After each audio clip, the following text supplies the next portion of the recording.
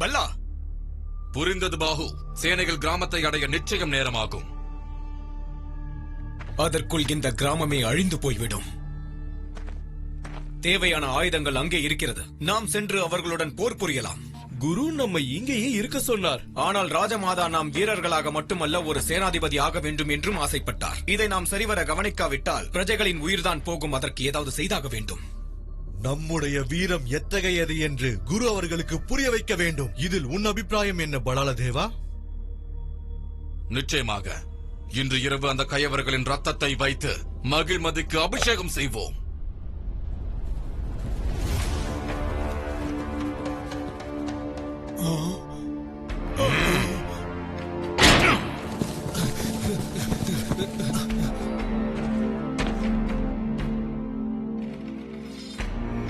இந்த போரில் யார் வெற்றி பெறுவார்கள் பல்லா? யாருடைய வாழ் பல தலைகளை கொய்கிறதோ. இம்முறை பிரஜைகளை காப்பாற்றுவதில் கவனத்தை செலுத்த வேண்டும் பல்லா.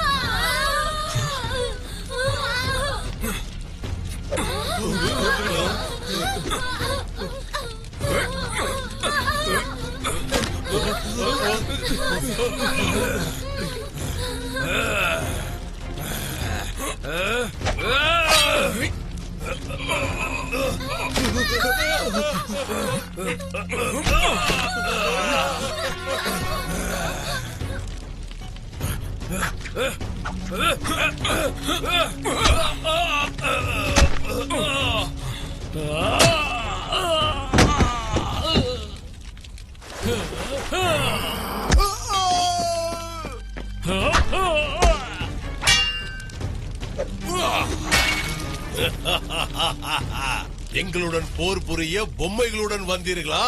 உடனே எல்லோரையும் அழித்து விடுங்க.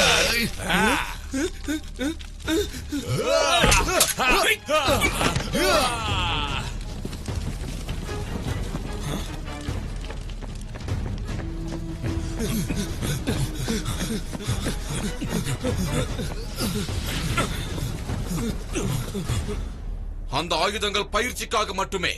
நாம் சென்று சேனைகளை அழைத்து வர வேண்டும். அதற்கு பின்பு ஒரு கை பார்த்து விடுவோம். பல்லா, இவர்களை இப்படியே விட்டுவிட்டால் எல்லா உயிர்களுக்கும் ஆபத்துதான். அது நடந்தேறியது பாகு. நம் சேனைகளின் உதவியோடு மீதம் இருக்கும் உயிர்களையாவது காப்பாற்றலாம். வா என்னுடன். பலாலதேவன் சொல்வதுதான் சரி. இளவரசர் பாகுபலி நம் அனைவரையும் உயிர் தியாகம் செய்ய சொல்கிறார். இதற்கு மேல் நாம் இங்கு இருந்தால் இந்த பிரஜைகளோடு நாமும் உயிரை தியாகம் செய்ய வேண்டியதுதான். பலாலதேவனுடன் செல்வதுதான் நமக்கும் நன்று. உடைந்த ஆயுதங்களுடன் எப்படி யுத்தம் செய்வது? இளவரசி பாகுபலி, நாம் பின் செல்ல வேண்டியதான். பின் வாங்குவது கோழைத்தனம். நாம் மகிழ்மதியின் மாவீரர்கள். நம் நாடி நரம்பிற்குள் ரத்தம் கொதித்துக் கொண்டிருக்கிறது. நாம் மகிழ்மதியின் வீரர்கள். நாம் தோல்வியை ஏற்றுக்கொள்ள இயலாது. நாம் புறமுதுகு காட்டி ஓடினால் இந்த ராஜ்யத்தின் பிரஜைகளை காப்பாற்றுவேன் என்று வாக்குறுதி கொடுத்தது பொய்யாகிவிடும். நாம் அனைவரும் யார்? மகிழ்மதி சாம்ராஜ்யத்தின் வீரர்கள். ஒரு சிறந்த மாவீரனின் கரங்களில் ஒரு துரும்பு இருந்தாலும் அது ஆயுதமாக மாறிவிடும்.